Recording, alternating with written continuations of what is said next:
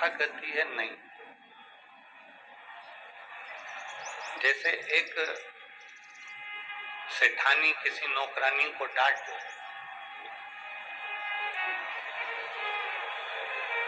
कोई सेठानी किसी नौकरानी से, कोई सेविका से डांट दे, झाड़ू लगाने आई या पोछा लगाने आई या सेवा करने आई और उसको डांट दिया, डांटा उसको, तो वो जो नौकरानी रहती है, वो सेविका जो रहती है, सेवा करने वाली होती है, झाड़ू लगाने वाली हो, बर्तन वाली हो, कोई आदि कादि को सेवा करने वाली जो सेविका हो, जिसको डांटा गया है, जिसको डांट दिया है, वो पोछा लगाते लगाते, झाड़ू लगाते लगाते थोड़ा थोड़ा बुदबुदाती रहती है। देखा है आप लोगों ने? कोई सेठानी अगर किसी को डांट दे, कोई नौकरानी आदि, कोई सेविका को, कोई सेवा वाले को, तो वो धीरे धीरे धीरे धीरे धीरे धीरे अंदर ही अंदर बुदबुदाती रहती है, बुदबुदाती रहती है। इतने में सेठानी उससे पूछती है, क्या बोल रही है तू? ये मत समझना कि मैं जानती नहीं हूं, मैं समझती नहीं हूं।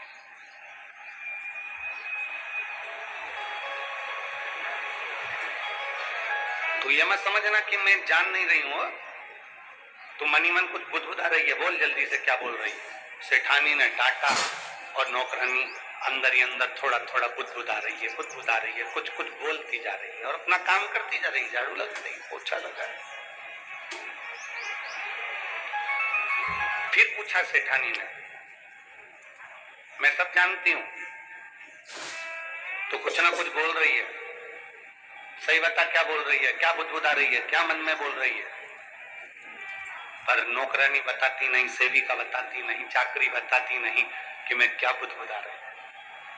शिव महापुराण की कथा कहती है कि तुम भी भगवान के मंदिर में जब पहुंचो तो बहुत बहुत चिड़चिड़ कर नहीं, बहुत चिल्ला कर नहीं, जैसे एक सेविका, एक नौकरानी बुदबुदाती रहती है, बुदबुदाती रहती है और सेठानी कहती है मैं सब जानती हूँ, उसी तरह भगवान के मंदिर में पहुंचकर जब हृदय से आप भगवान शंकर को धीरे धीरे धीरे धीरे कहेंगे तो शिव भी कहते हैं कि मैं सब जानता हूँ, तेरे हृदय की दशा को मैं पहचानता हूं, मैं तेरे मन की बात को, तेरे हृदय की बात को मैं अच्छी तरह से जानता हूं, मुझे मालूम है तो क्या कह रहा है।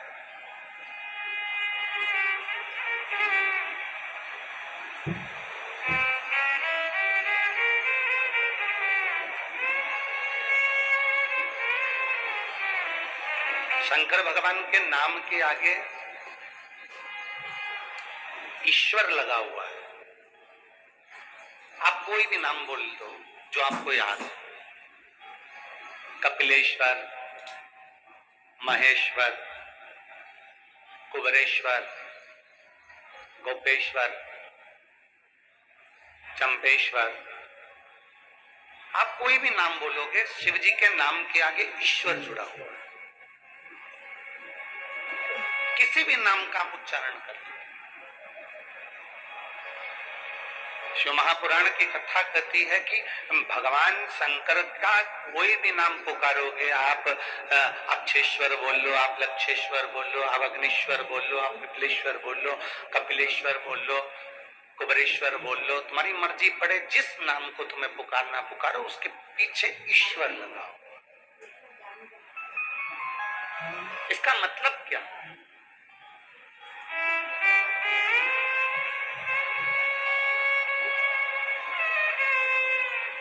यहाँ शंकर नाम तो नहीं लिखा कि कपिल शंकर, अक्ष शंकर, अग्नि शंकर, नहीं। यहाँ भगवान शिव के पृथ्वी पर मृत्यु लोक में जितने भी मंदिर होंगे उस पे जो नाम लिखा होगा आप उसे पढ़ेंगे, कपिलेश्वर, अग्निश्वर, अक्षेश्वर, तारकेश्वर, आप जितने भी पढ़ेंगे, महाकालेश्वर, ओंकारेश्वर, केदारेश्वर, भीमाशंकरेश्वर, जितने भी भीमेश्वर, जितने नाम आप पढ़ेंगे उसमें आपको ईश्वर शब्द मिलेगा ही। सोमेश्वर, त्र्यंबकेश्वर,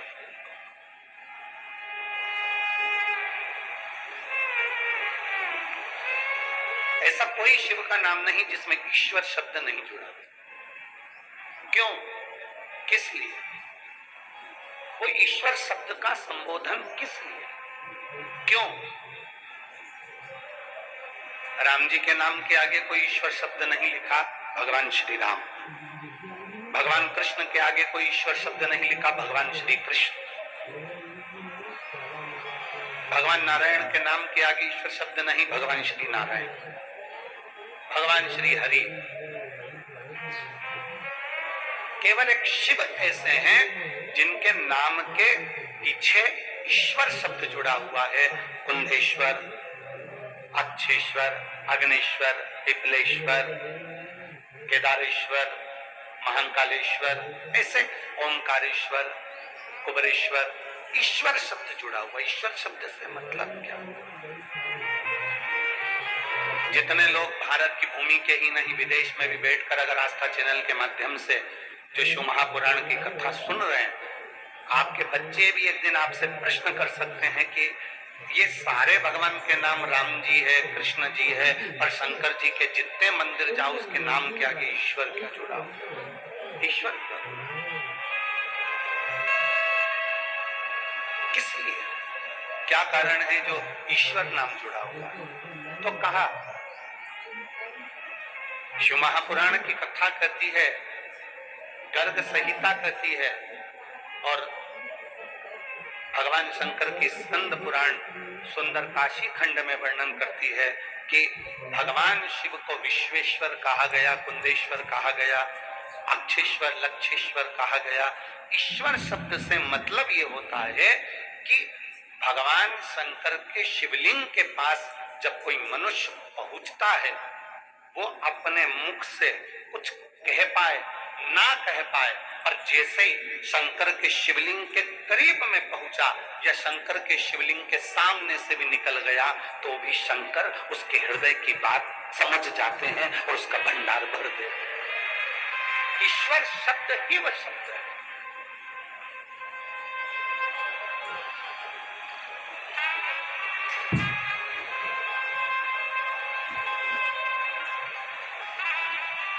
हम जिन माता जी के यहाँ ठहरे हैं, बुजुर्ग हैं बहुत, और बहुत सेवा में लगी रहती हैं भगवान की, बहुत बहुत